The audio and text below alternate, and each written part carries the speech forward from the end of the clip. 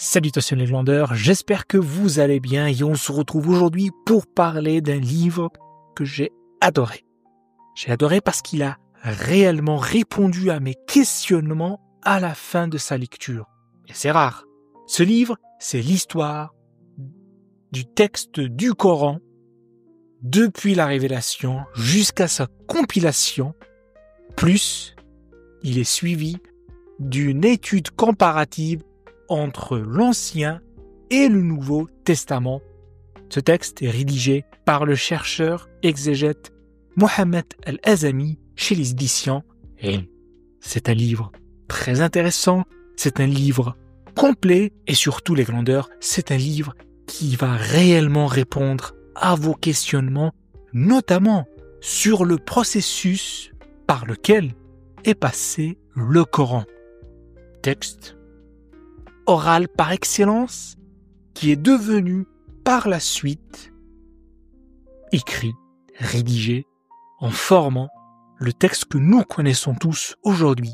Ce processus, ces événements sont rapportés par ce texte-là, par Mohamed Al-Azami, de manière scientifique, tout en essayant de déconstruire une certaine image du Coran et une certaine thèse ou des théories défendues par les orientalistes qui ont essayé de trouver des zones d'ombre, des faiblesses, afin de critiquer le texte. Il faut savoir, les glandeurs, que la recherche entamée par Mohamed Al-Azami vise non seulement à nous décrire la révélation coranique, surtout la période qui a suivi la mort du prophète, comment les compagnons, comment les musulmans se sont organisés pour justement préserver ce texte-là qui, je le répète à la base, était purement oral. Les gens, les musulmans, les fidèles, l'apprenaient par cœur et le récitaient chaque jour. Il fallait alors, face à l'adversité, face aux événements historiques, il fallait se réorganiser et surtout trouver des solutions pour préserver ce texte. On va commencer tout d'abord par le texte, par la révélation des glandeurs. Il faut savoir que tout commence du vivant du prophète, Mohammed.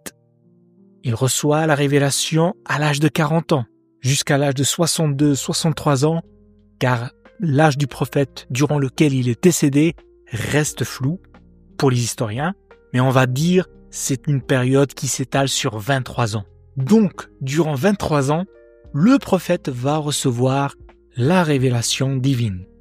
Chaque fois, chaque jour, il reçoit un verset. Une sourate même par moment.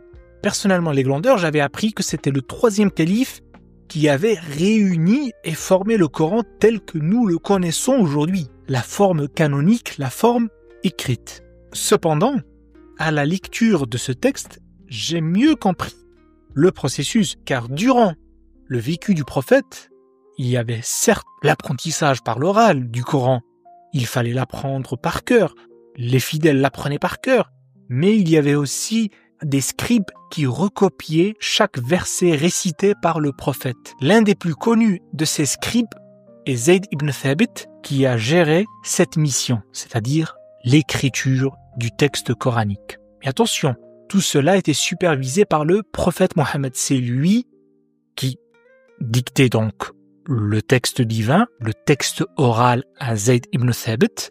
Zayd ibn Thabit rédigeait le texte dans sa forme graphique.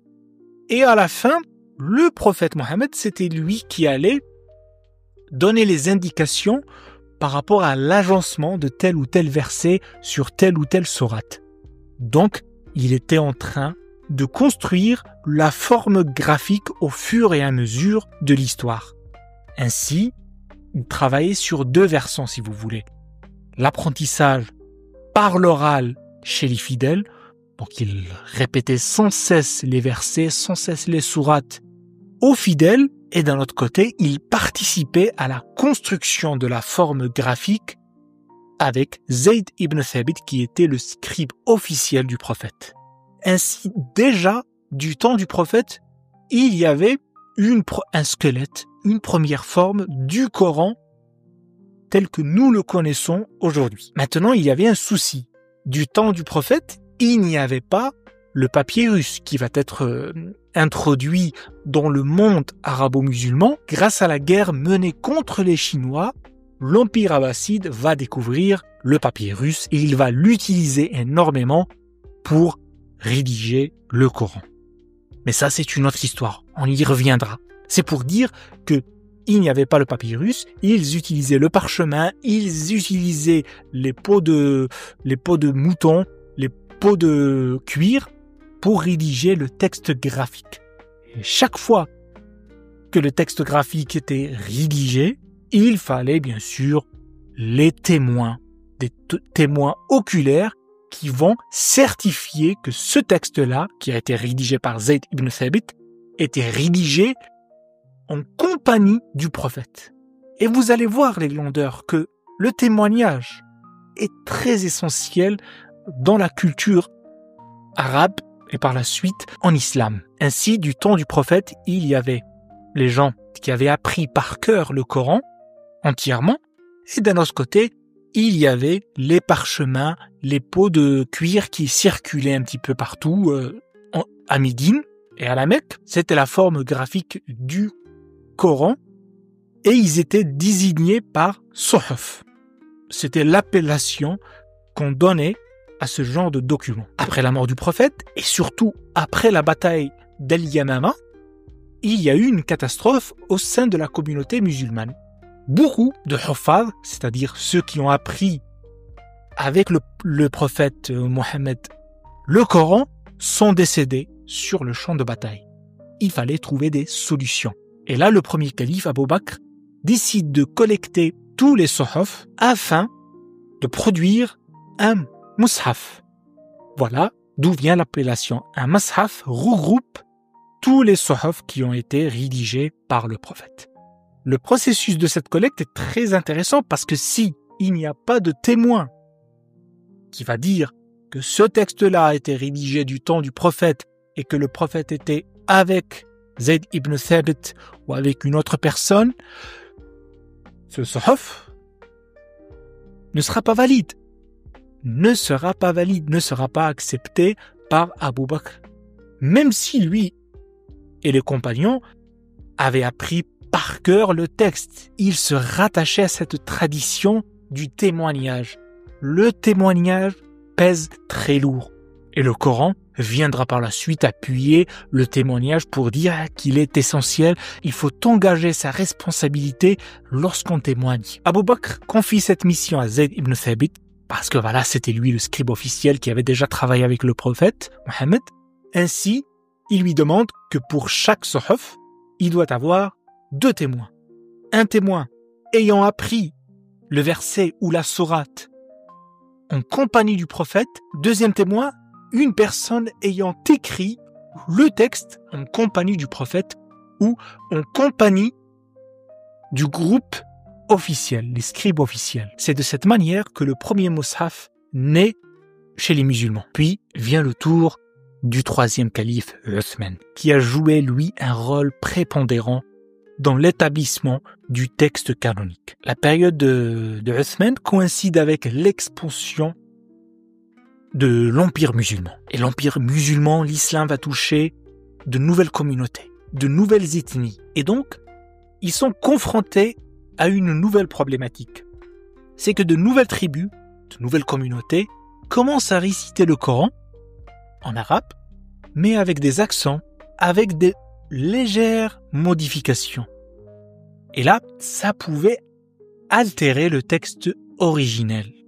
Voilà pourquoi Uthman a décidé de trancher la question et il a proposé le texte canonique, en s'appuyant bien évidemment sur le mushaf de Abu Bakr. Pour lui, comme la majorité des musulmans, le Coran est descendu ou bien a été révélé avec la langue ou avec le langage des Qurayshites. Donc il fallait le réciter comme les Qurayshites. C'est cette méthode-là qu'il faut appliquer pour bien réciter le Coran. Et Uthman va tout faire pour démocratiser cette tendance. Voilà pourquoi il va brûler tous les autres mushaf, parce que les autres zones ou tribus ont aussi rédigé leur Coran, que ce soit en Syrie, en Irak, en Égypte, ils ont transposé l'oral, le texte oral, à l'écrit. Uthman décide d'effacer tout cela pour présenter un seul et unique texte. Il fait ça justement pour éviter qu'il y ait des divergences au sein de la Oumma, au sein de la communauté musulmane. Et surtout, il fait cela pour unifier une fois pour toutes la récitation et la graphie du Coran. Cette graphie ne va pas changer, Elle restera jusqu'à aujourd'hui la même. Il y aura seulement l'introduction des points et des harakat, ce qu'on appelle le kasra, dhalma, etc., pour indiquer la prononciation de telle ou telle lettre. Comme dit, le Coran était d'abord oral. Les gens qui avaient appris au début avec les compagnons et avec le prophète pouvaient le réciter sans avoir besoin du texte graphique. Mais par la suite, les gens qui voulaient apprendre le Coran avaient besoin du texte graphique. Et ça posait un problème, car l'arabe sans les points et sans les marques phonétiques, ça peut prêter à confusion. Un mot comme celui-ci peut être lu fil, il, ça peut avoir plusieurs prononciations et surtout plusieurs significations. Et là, c'est un danger. Ils ont décidé de codifier tout cela, de rendre tout cela lisible. Mais attention, même là, l'oralité continue de prévaloir sur la graphie. Parce que si une personne, par exemple, admettons, qui habite en Syrie, voulait à cette époque lire le Coran et apprendre le Coran à partir de la graphie, il n'avait pas accès au texte. Il devait passer par un hafaz, par quelqu'un qui a appris par cœur le Coran. Lui va jouer l'enseignant et il va former celui-ci parce qu'il maîtrise non seulement l'oral, le texte dans sa forme orale, mais aussi le texte dans sa forme graphique. De la sorte, ils évitent tout problème. Et là, dans le texte Les Glandeurs de Mohammed al-Azami, il donne quelques différences qui existent dans plusieurs Corans, parce qu'il y avait plusieurs Corans qui circulaient à gauche et à droite du temps de Uthman. Et même aujourd'hui, ils ont trouvé quelques Corans assez différents, mais c'était toujours d'un point de vue graphique, des petites divergences qui dénotent de la prononciation de la tribu. Les sons, parfois allongés, parfois ne sont pas allongés, et là ça dépend vraiment de la tribu. Mais au fur et à mesure, ça a été effacé, notamment par le califat abbasside, qui a présenté la forme la plus complète du Coran, avec les signes phonétiques, avec les points, avec les titres, etc. Depuis, le texte n'a pas bougé. Ils ont repris plusieurs textes.